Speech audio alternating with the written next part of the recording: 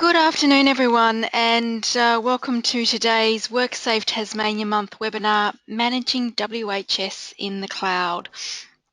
I'm Stephanie from WorkSafe Tasmania and also the coordinator of WorkSafe Tasmania Month. I'll also be your moderator for this afternoon's webinar.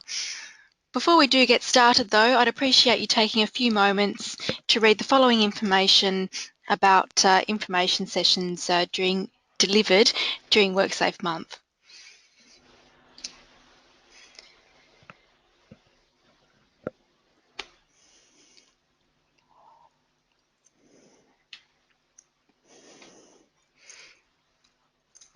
I'd now like to go over a few items so that you know how to participate in today's webinar.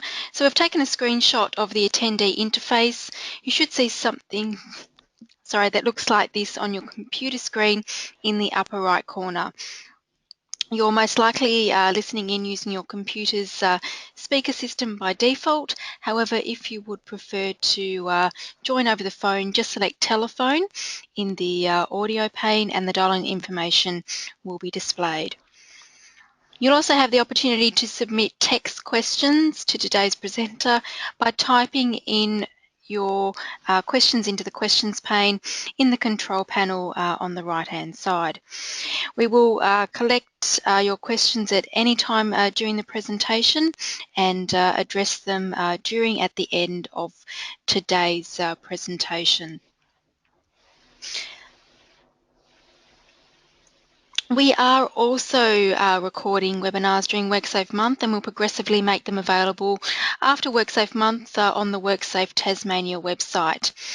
And lastly, before you do leave today's presentation, you will receive a survey on the webinar, so we do appreciate you taking a few moments to complete that survey. Provide us with your feedback about the presentation and also your webinar experience. So it is now my pleasure to introduce your presenter for this afternoon, Phil Bevan from Forestec WHS to present this afternoon's webinar, Managing WHS in the Cloud. Welcome, Phil. Thanks, Stephanie, and good afternoon, everyone. I'll just test this slide here, Stephanie, just to make sure. Yes, it looks like I've got a green light. Fantastic. Thanks for making the time this afternoon to set aside 45 minutes or so and have a chat about safety systems, particularly with applications that are available over the internet, fast broadband, or colloquially in the cloud. The session is going to cover two key areas. So in the first instance, I want to talk about what the cloud is and using the cloud to manage things that are going on within the business. I know that the cloud, every year, the cloud is becoming more and more ubiquitous, if I can put it that way, but I think it is still useful to spend a little bit of time covering the general information and making sure everyone involved in the webinar is sort of have that general understanding. And then from there, I want to spend the majority of the session looking at some of the emerging online WHS tools that are available. And it seems to be a growing list every week and every month. Something else is becoming available online, or indeed the existing tools that we've been playing with for a while are getting more and more features. So I want to cover some of those changes in the last 12 months, and then really finish with some further information about security and privacy using cloud-based applications. So firstly, what is the cloud? I've gone off and found the official United States government definition of what cloud computing is.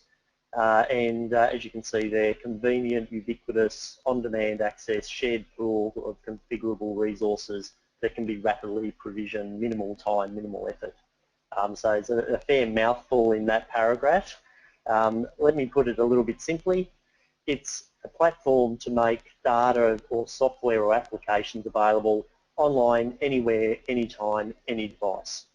So it literally is instantly available easily on any internet-enabled computer.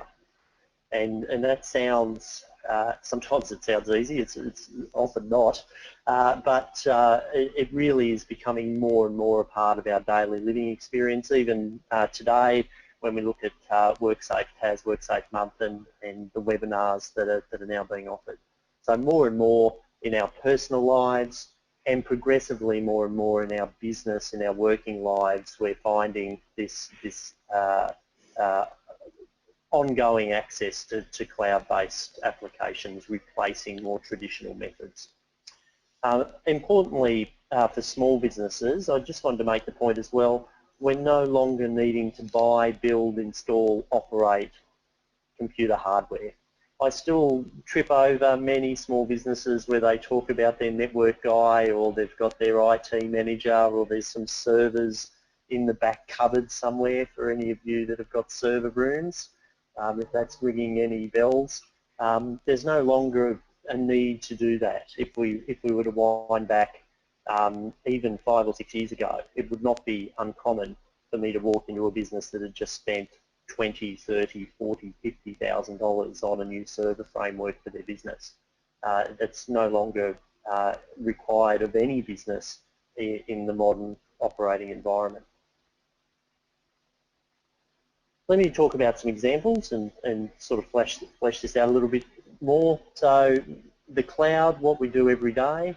Remember when we used to go to the bank and there'd be a sort of a building we'd walk into. I hear they've got concierges now. I haven't been into the bank for a while, but I understand there's still people in there, and they're you know, readily waiting for you to walk in to do something with you.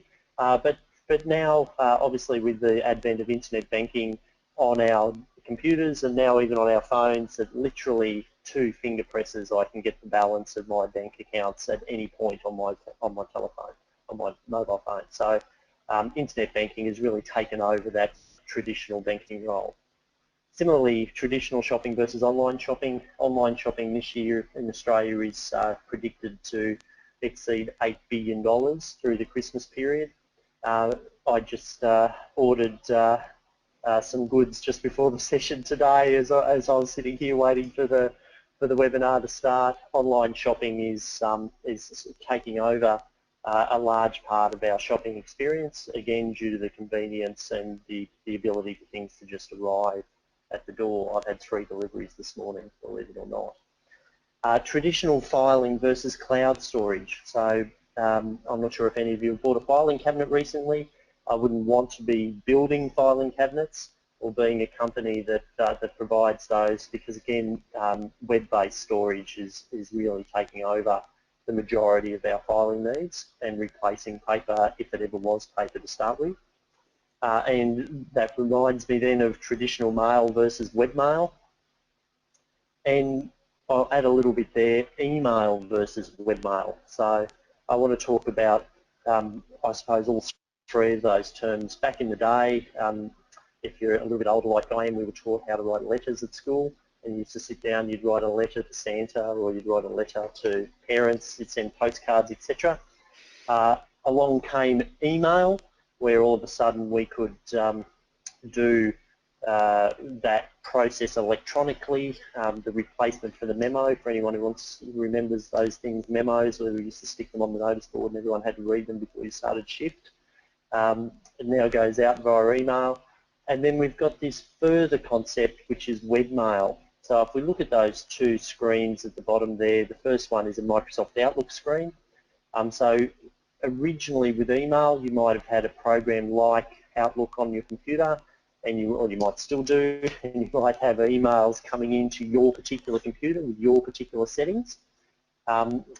More and more organisations and individuals are using webmail. The second screenshot there is Google, and that's a similar thing. It's your email and it's got your settings in it, but it's available on the web and it can be accessed on any device. So rather than needing my laptop plugged in, charged, where I can open it up and log in and open Outlook and there's my mail, I can literally log into any phone, any internet-enabled device anywhere in the world and instantly access my mail. It sounds revolutionary. I was having this discussion with one of our building clients about 3 weeks ago because he'd gone interstate with his laptop and his laptop battery died and his business stopped because he had his his email on his Outlook on his laptop, and as soon as that laptop died, even though he went and immediately bought another one at Officeworks, he couldn't access his email quickly. So, so again, even on those simple examples, webmail really does provide that additional level of access and security and storage for your data. That brings me to some cloud myths. I've started talking about security already. So I just wanted to spend a little bit of time talking about some of the myths that are out there about the cloud. The first one, the cloud is not secure. I want to leave privacy aside for a little bit. Obviously, the privacy of information is a big part of the security of information. We want to keep our private information secure. But just in general terms, when we think about security, is it backed up? Is it protected from theft? Is it protected from fire? Is it protected from damage? By and large, cloud-based records, cloud-based services are much more secure than if you were to have a sheet of paper in a filing cabinet or a post-it note on the front of your computer or a file or your email, as per that last example, on a standalone laptop. Something goes wrong with your filing cabinet, building burns down, you have a break-in, battery dies, hard drive dies, your data's gone. The cloud, the larger cloud providers have huge security teams, have dedicated backup practices, have multiple cloud computer sites, so they're much more likely to be better protected than if your data or your information is being stored locally. Secondly, the cloud is less reliable. No system is up 100% of the time, so if you're with Telstra, you get the 99.9% guarantee that no system is 100% foolproof. Typically though, cloud services have a much higher redundancy, they have a much greater budget, much bigger teams, much better infrastructure to be able to maintain their services on an ongoing basis. Again, regularly with businesses, I was supporting a business that had been acquired in July this year. The acquisition occurred on the 1st of July, and on the 2nd of July their server system crashed. So I was literally on site with the new owner on the second day, trying to work out where is that server located and which server, where is the back room and where are the backup drives and what do you mean that drive's failed and who does our IT, all of those things that go on when something crashes. Very difficult locally, particularly in that situation when you've only been in the business a couple of days, much less likely to occur in a cloud-based environment. The cloud is cheaper is a common myth. Again, it is actually common. It is often cheaper, funnily enough. So it's not quite a myth. Having said that, it does depend on the situation. It does depend on the service you're looking for. So for some IT applications, the cloud might be more expensive, or for the particular service you're looking for, the cloud might be more expensive. But having said that, often if it's more expensive, it's because it provides a much greater level of service than what you might be expecting in a more traditional environment. Having said that, in my experience and with the examples that I'll be showing you through the presentation today, the cloud is often cheaper than the more traditional methods for a small business in terms of what applications you may be wanting to use. One that people ask me all the time, the government can access my data. If it's in the cloud, the government can see it, the NSA and the CIA and all of our homeland watches, or if you're into Quantico at the moment, limitless. There seems to be a bevy of TV programs at the moment that are covering just how the government is reading my data the minute I type it into the computer. It is true that governments can access your information in any system. That includes a cloud system. That also includes a physical system, a traditional system. Having said that, government is not allowed to access your data or access your communications unless it's permitted by law, and that, as we know, is generally related to law enforcement or some kind of national security. And typically before accessing those records, government also needs to seek search warrants or other approvals. So for those of us that have really, really sensitive information, there are ways and means that you can protect that online as well, secure socket layer protection, etc., SSL protection. Having said that, it's typically more of a media sensationalist US TV show concern rather than an actual concern. The cloud is just marketing hype is something I hear a little bit as well. Oh, that's just hype. Everyone likes talking about the cloud. There was a movie about that a couple of years ago. It's true when things are new, there is a bit of hype about it, but you quickly get down to how well does a solution support a business or how well does it meet your need, as with any consumer product. Having said that, the cloud, I think we'd all agree now, hopefully at least by the end of the session, that the cloud is radically changing the way we live our lives, both on a personal level and also on a business, on a work basis. The last one here, the cloud is only for storage. I'm going to spend a lot of the time today talking about how the cloud is not only for storage. Having said that, let's talk about storage before I move on. This is what your office may look like or may have looked like. If I think back to one of my work environments about 7 or 8 years ago, this is similar to what it looked like. We just shelled out about $5,500 on a brand new compactus, one of those giant sort of filing cabinet machine things where the shelves sort of roll along and there's a bit of an office joke, someone's in them and you sort of squish them in, that kind of thing. Even as late as that, 7, 8 years ago, I remember that kind of investment going on to store all of this paper. Having said that, we also had one of these things. We had a drive somewhere, a server drive or a local computer that was shared or cable, or just simply a local machine, a single laptop or a single desktop where some of the company files were. And if they were shared, people could access them, people could delete them or lose them or move them to other places or rename them or write over them.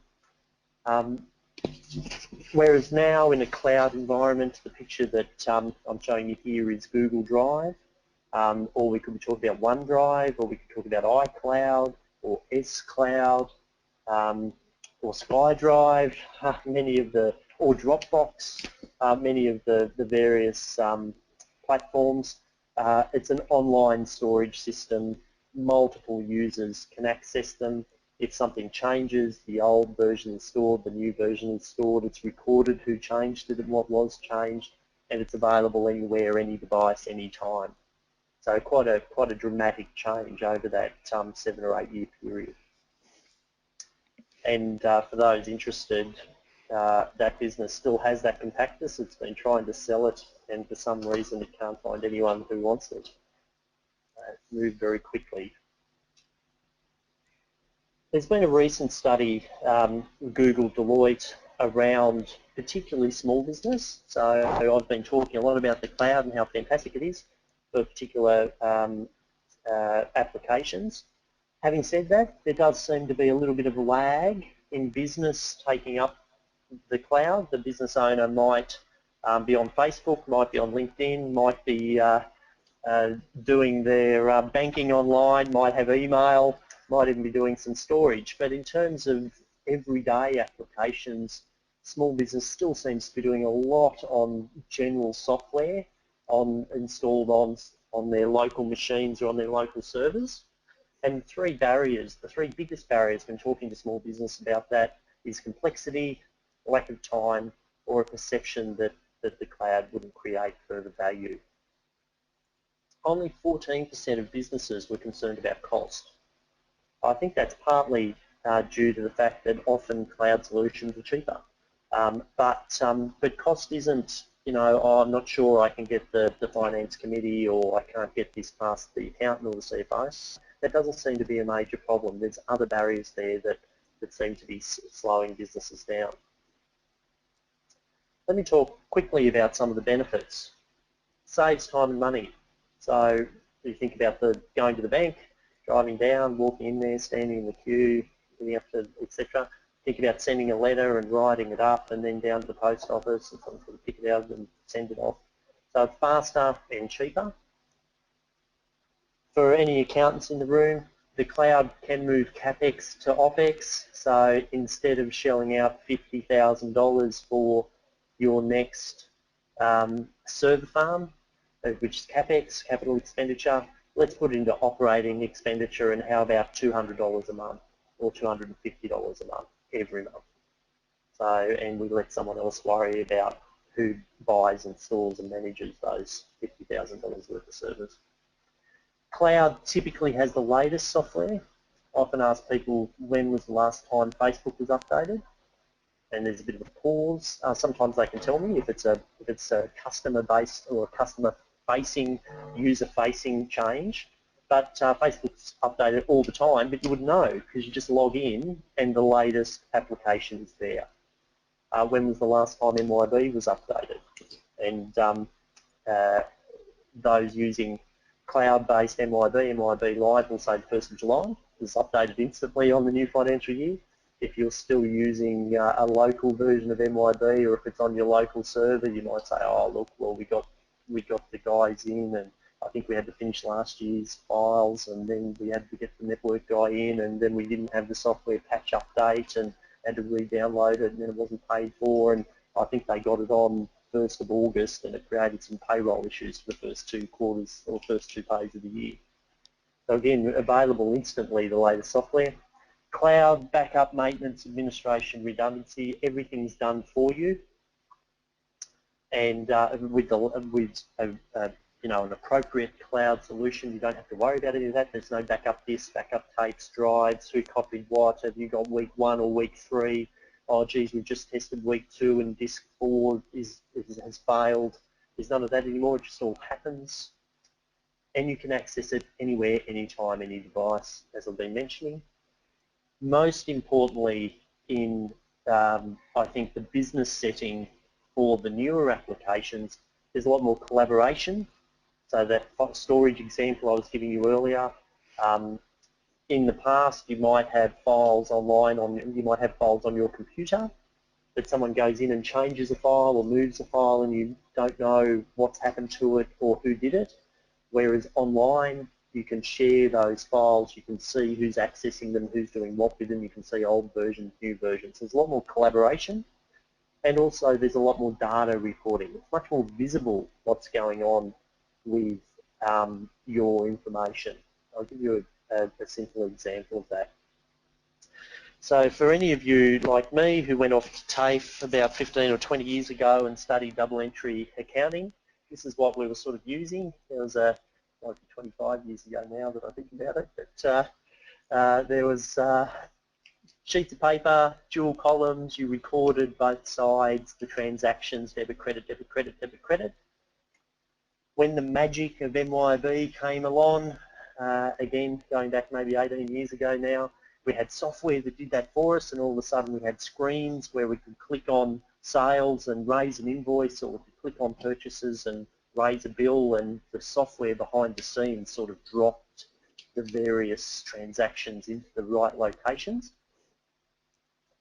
Whereas now, in an online cloud environment, we can see a dashboard approach, that data reporting approach. So instantly a business can log in, small business owner, and I can see how much money is in the bank, what's on the credit card, what PAYG is owing, what super's owing, what GST is owing, what's going on with my invoices.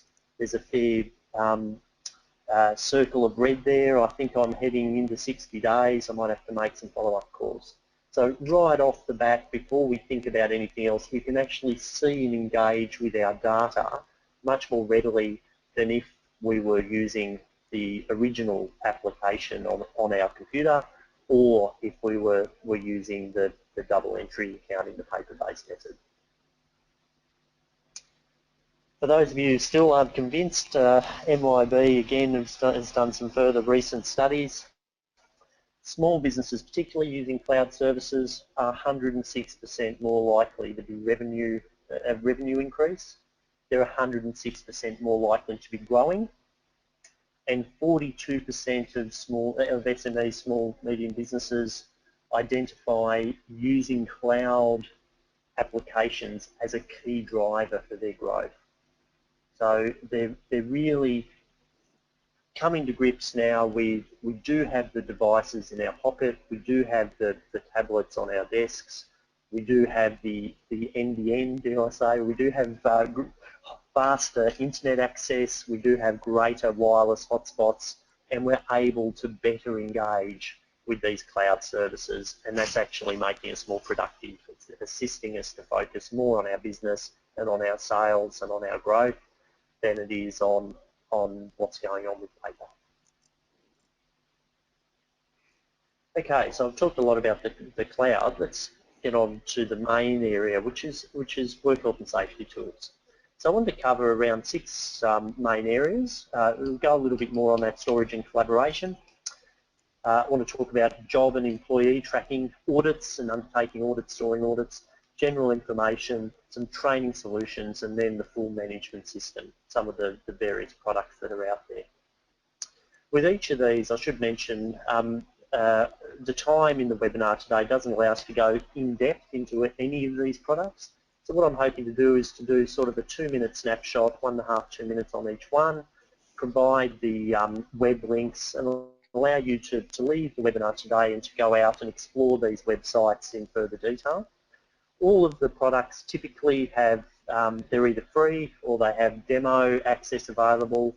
Most of the websites now have video, video-based introduction, so you can very quickly get a feel for how some of these tools might work for your business. The first one I want to talk about quickly is storage and collaboration. So Dropbox, obviously very popular, well-known product.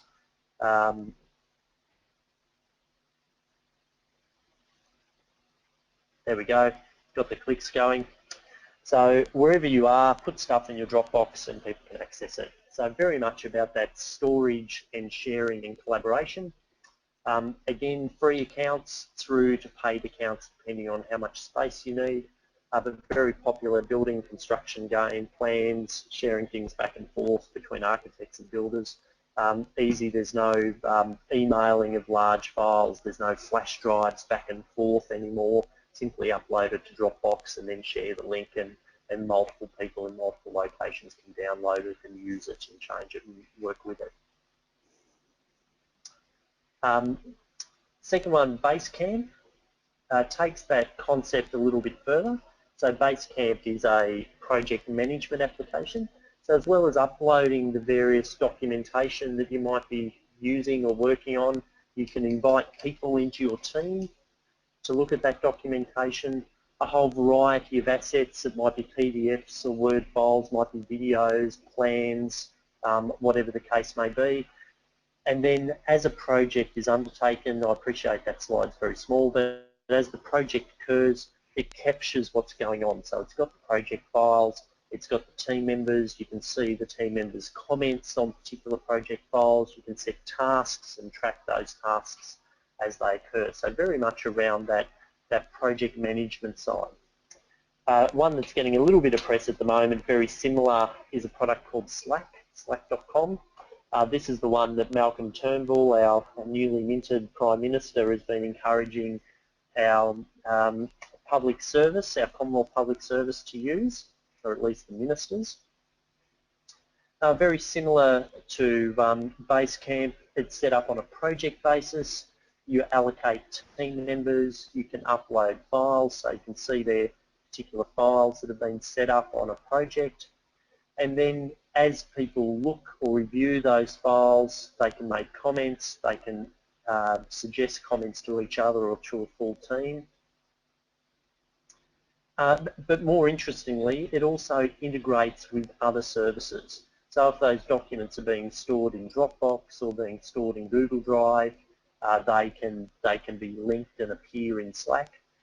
If there's email campaigns occurring, if there's Twitter feeds going out and social media being managed, then those can also be fed into Slack. So Slack becomes the hub where all of the commentary going on in social media or within the business can come in on that project, and where the files can be linked off either within it or to the other systems that the business is using.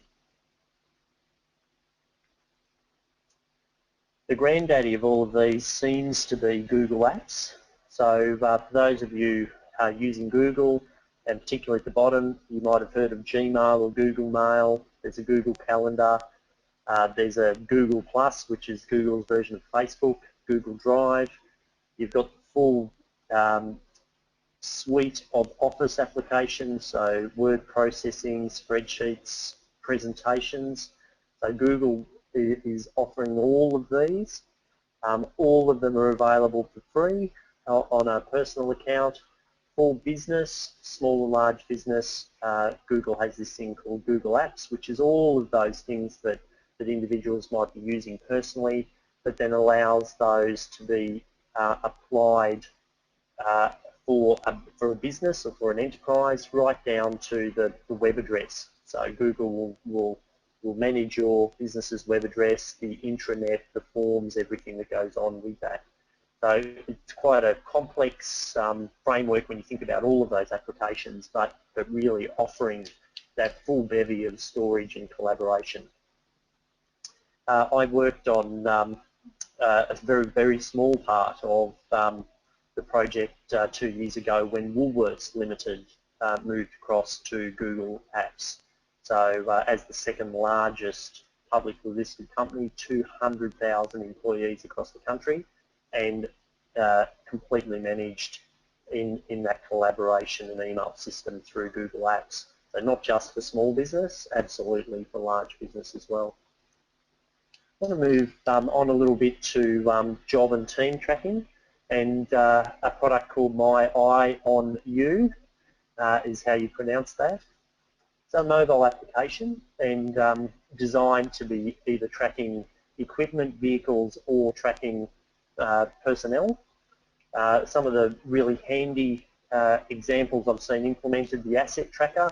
So if you're a business in the field that has lots of safety equipment or heavy machinery, that the asset tracker, battery operated, can help you keep an eye on where that equipment is, on-site or off-site at any given point. Another very topical one is the lone worker safety device. So I do have a client in the north of the state that has a night shift single person, and this lone worker safety device, very handy for keeping an eye on making sure that team member is looked after. Again, one of the great features of the cloud-based applications is the visibility and the reporting of what's going on. So not only where is the piece of equipment right now, but actually tracking the use of the equipment over a week or month or a year period, looking at that productivity at locations and all the statistics that go along with that. Another one that is quite popular, particularly in the building sector, is Geolock. And this one matches the tracking aspect of where our team members up to and the safety components of that, but also the job tracking, the task tracking. So guys in the field, if I was thinking about a plumbing operation, for example, the jobs or tasks might be coming in at the office. They're immediately allocated in Geolock and allocated to particular team members who are out in the field. They can be receiving those jobs on the tablet, on the mobile, logging into the jobs as they arrive and logging out as they leave from that safety aspect, and also tracking equipment, parts, and tasks that occur as the job occurs. From an information perspective, being able to access information easily, a great example is Chemical Caddy. So we've got 11,000 SDS available and growing. So at any point out in the field, Greenkeeper is an example. If we're about to use something, we can jump on and very quickly get the safety information that we need on that particular chemical that we're about to use. Another interesting one that picked up awards in the last couple of years is a system called CodeSafe coming out of Victoria. Fantastic little concept which is using the QR code. So you can see here worker arriving on site, needing to do the induction, or another worker here about to jump on the equipment for the first time of the day, quickly scans the QR code with their phone and receives a 2-minute, 5-minute, 10-minute video plus questions, whatever's required, whatever information needs to be passed on from that particular location or for that particular piece of equipment. So it's really getting at that instant information in that situation, and really high quality in terms of rich media, video-based information. A really popular product on the auditing data collection side is iAuditor. I'd be surprised if some of the attendees today aren't already using this in their business. So it's a great product from Safety Culture, available across iPad, Android. So in the first instance, an audit tool where you can set up and complete site inspections or various types of audits on a tablet without using paper. Does all of the normal audit checks, signatures, take photos, attach photos to the audit, etc., etc.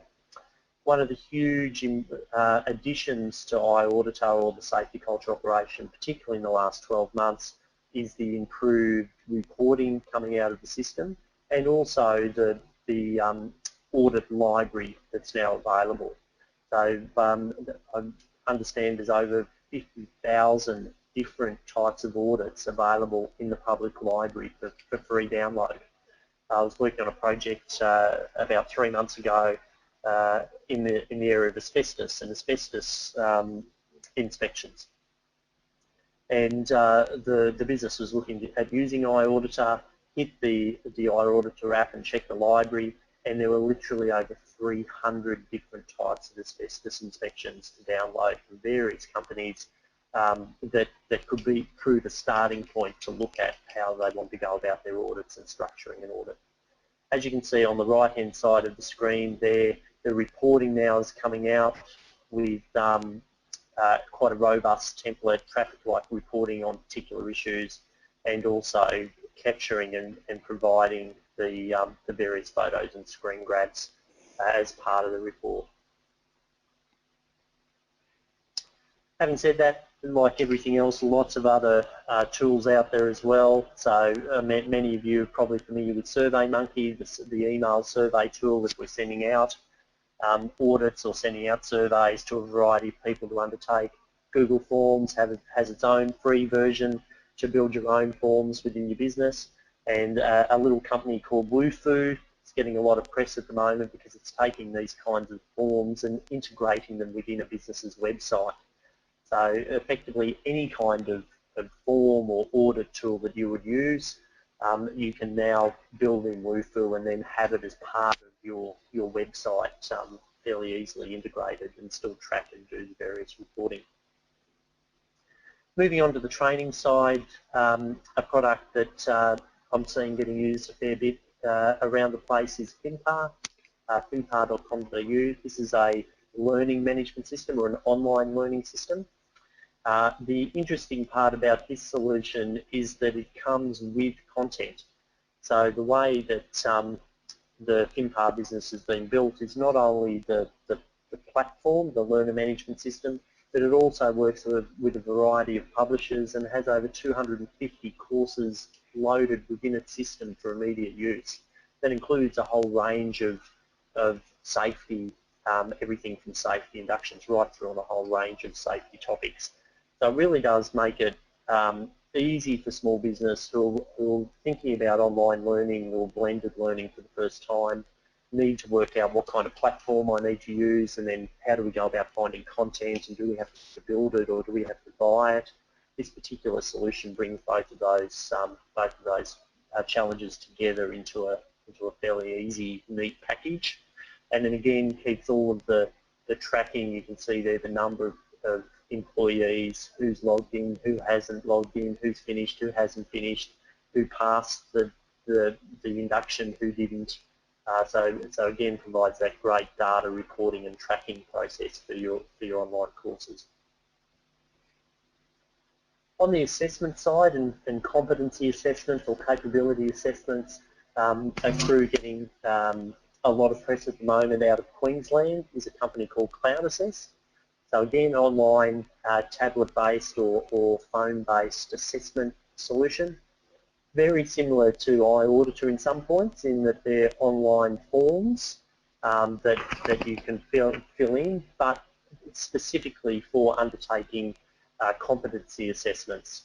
I understand originally built in conjunction with Queensland Police and assisting with a lot of the paperwork that were being used in training around firearms and general security areas. I've seen it most recently implemented in a college in Victoria that was doing vehicle licensing, heavy rigid, etc. So again, a beautiful line from their website: eliminate printing, processing, collating, posting, scanning, filing, and destroying paperwork. The business is very much, if the paperwork never existed to start with, just thinking about the efficiency and productivity that solution can support. Moving on to overall management systems, seeing a few systems sort of springing up in the last couple of years that are really trying to give you that overall safety management solution for the business. A common one for small businesses and particularly for franchise networks is WorkSafe Interactive. So it's a cloud-based solution, as you can see here on the screen, covers a whole range of different areas, from safety documentation to various registers, contractor registers, training, first aid, allows inspections to be undertaken within the business, within the system. So really trying to give you that overall view of what's going on within a business. And again, this last example here of the dashboard really highlighting the visibility.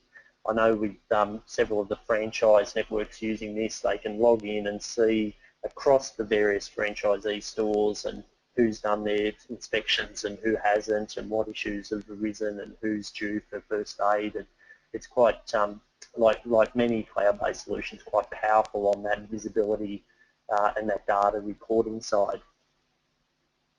Another one that's we've got fantastic press coming out of the WA region is MyLHS, so mylhs.com.au. This one has a really handy mobile, that's a mobile phone or mobile device format as well. And again, very similar, is looking at that overall safety management aspect. Everything from your hazard identifications, your SWIMs or JSAs, right through to inspections, audits, tracking, contractor management, training management for the business. So there's hopefully a full bevy of various solutions, websites that you might go off and investigate further. From the very mundane storage and how do we share files and keep track of our safety records, right through to how might we undertake audits, how might we remove some of this paper so that we don't have to store it anymore, and how do we gather further information, how might we engage in better training, right through to that overall safety management solution. I just wanted to touch base quickly on security and privacy. There is always a concern. If you've got younger kids like I do, I'm always on about privacy with their Facebook and Instagrams and Snapchats and everything else that they're working out how to use on a daily basis, and what settings have they got on their tablet and what settings have they got on their phone. So we are concerned about sort of keeping things secure, particularly in a work-based context.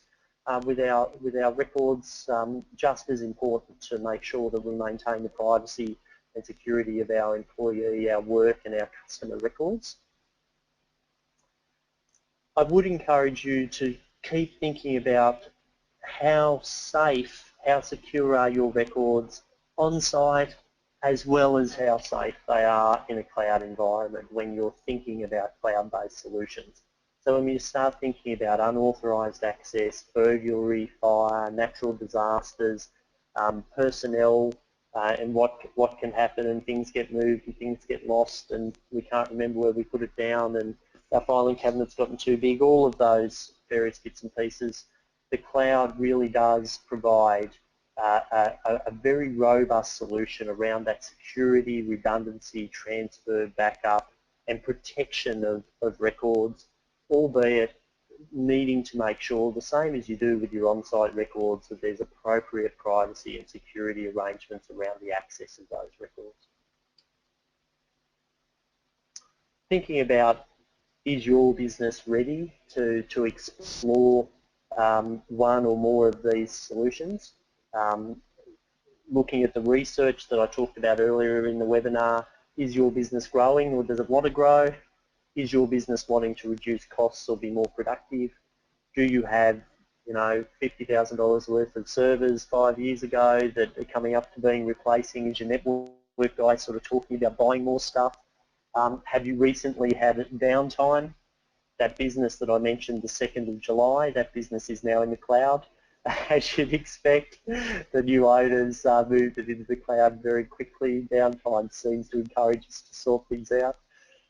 Do you wish to avoid unexpected costs when the server drive blows up and you're down for 8 hours and you need a $600 drive to fix it? Is your business mobile? Could be a trigger for you thinking about some of these online solutions.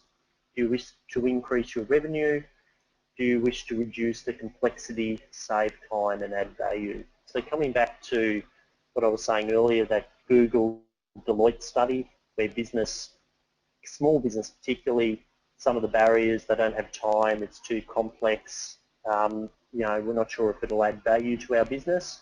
I'm hoping that I've really attacked that today. These cloud solutions should actually reduce complexity in your business, should actually save you time once they're implemented, and should really add value to what you're wanting to do in any part of that safety component. When you are thinking about cloud services, you know, should we go with Dropbox, should we go with Google Drive, should we go with OneDrive, do we do Gmail or Outlook, those kinds of things? What are the services provided? Are they appropriate for your business? Can you scale them? You know, that compactness, you know, when will you need the next one? You know, how easy is it to scale these systems if we get more personnel? How quickly, if we get more data, how's it going to add up? What customer support level is offered? And again, we tend to do this well on site. Have we got a 4-hour response time? Have we got an 8-hour response time? Or it just never crashes? You know, so how are we going to manage those particular service levels we're after? What's the pricing structure? Particularly what happens if we go over our particular caps is a good one. Very similar to mobile phone data usage. You know you've got a certain allocation and then the fees really start to ramp up once you go beyond your set allocation. So you really want to understand any excess fees and charges. What assistance is available when getting set up? And again, a couple of really important ones. Where are their data centres and how safe and security are they? How safe and secure are they? I had a client again earlier this year in Sydney that had their data centre in Hobart. And something happened, I'm not sure if anyone remembers down there, but something might have happened with our internet access in the state mid-year, and sure enough, our Sydney-based client couldn't access their data in the Hobart data centre. And they now have their data in a mainland provider that has multiple centres, and I'd be encouraging anyone that's got a data centre in Hobart to also have redundant centres in other locations. So you know, what is the downtime history and what backup and redundancy do we have? You know, that they've got 3 centres or 8 centres or whatever the case may be across the geographically dispersed area. And the other really important one that I'm seeing a little bit, who owns the data? I've had a couple of projects throughout this year, and I also had several projects last year where clients were moving providers, and it was quite difficult to get the data from one provider to be able to take it to another provider. With the larger cloud service providers, if you're dealing with an Amazon or a Google or a Microsoft, something like that, you don't seem to have too many issues. They seem to sort of give you back what you own and you can take it elsewhere. But more regionalised or local providers would seem to have this issue where if you're with us in our system, you know, we're not really keen to give you the data back unless you pay a big fee. So, so that is something that I'd encourage you to be looking at fairly carefully.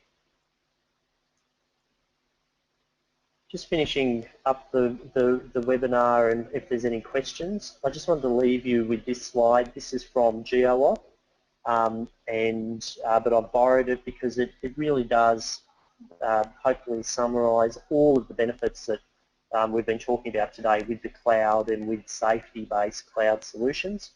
Firstly, it just works. I just log on and it works.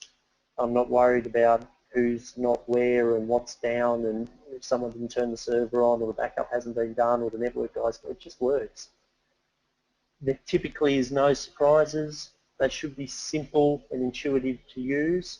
So I know most applications will need a little bit of training, but particularly with web-based or cloud-based solutions, they seem to be built that we can log in and we get a bit of a feel and things pop up, and they just seem to be more intuitive in how we use them. They should be secure, they should make our life easier, and most importantly, they're constantly evolving. So the updates are happening, investments going on, we're getting new features, and we're benefiting from this large number of people working with these solutions. For further information, all of you will receive the presentation today coming out at the end of the session. That's coming out from WorkSafe TAS in a PDF. But I'd encourage you to spend a little bit of time having a look at these two sites. They're excellent sites. The first one is digitalbusiness.gov.au, are now part of the communications department within the Commonwealth. It has a huge range of information on a variety of business topics in accessing software, in using the cloud, and in general in doing business online, buying online, selling online, trading, etc. So it's a fantastic resource. Lots of short and sharp video based information as well, where you can grab that information really quickly. The other one is also a government-supported site, which is digitalready.org.au. This one has been designed primarily for the creative, recreation, education sector, but the information is similar across all businesses and provides basically a get your business ready to go online and to work with cloud-based applications. That one has a variety of free courses, online courses that you can also do that will pick up more of these topics I've been talking about security and privacy and just generally in working online. So I'd encourage you when you get a chance to have a look at some of that content and really flesh out the topic in a little bit more detail. All right, thank you very much, Phil, for your presentation. And if anyone does have any questions that they would like to submit, you're more than welcome to. While anyone is typing in those questions in the questions pane, Phil, again, just thank you very much for your presentation today, managing WHS in the cloud, and I guess discussing the emerging online WHS tools and solutions to support improved, efficient and effective WHS management, and also covering the benefits, security and privacy issues. No worries, pleasure. And just to end today's presentation, as I mentioned, we are recording the webinars today, so we will make them progressively available on the WorkSafe TAS site after WorkSafe month, so do look out for that. As Philip mentioned, Phil mentioned, we will also be sending out a PDF copy of his presentation once we do close off. And as we do close off, you will also have a short survey pop up on your screen, so we do appreciate you taking a few moments to complete that survey, provide us with your feedback on the presentation and your webinar experience. And last but not least, don't forget that WorkSafe month does end this Friday, so if you haven't registered or put your name down for any other webinars, please do head to the WorkSafe Tasmania website, download a copy of the program of events, or simply head straight to the events calendar. We also have activities happening in Smithton tomorrow at the Circular Head Rec Centre, so do have a look at that if you are from that area. Otherwise, to end WorkSafe month this year, we're having a Hobart Rivulet Fun Run. So if you do want to head there, have a look in the program for further details. So on behalf of WorkSafe Tasmania and our presenter today, Phil Bevan, I thank everyone for joining us today, and we certainly hope that you have a great rest of the day and it is a safe and a healthy one. Thank you very much, Phil.